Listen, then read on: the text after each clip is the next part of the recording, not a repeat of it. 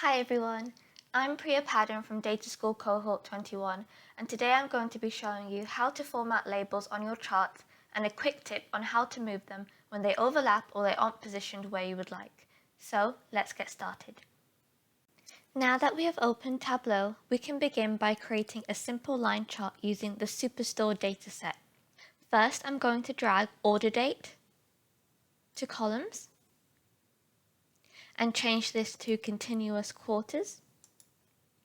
Then I'm going to take sales and place that on rows.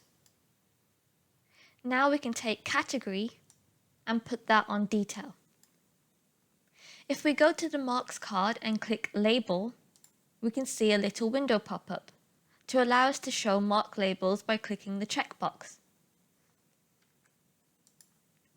And as you can see, there is now a label for every mark on the chart.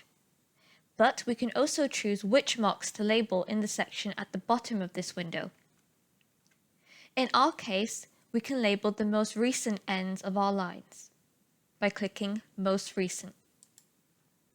Now only the most recent ends of our lines are labeled.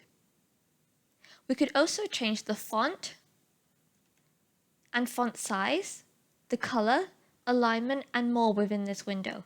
For example, I can change the color of the labels to blue and make them bold.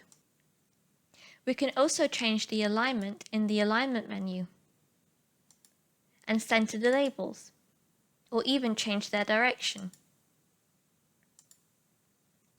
When we center the labels, you can see that now they are overlapping the lines and they're a bit more difficult to see. A quick way of fixing this is simply by clicking on the label and dragging it across to where you would like.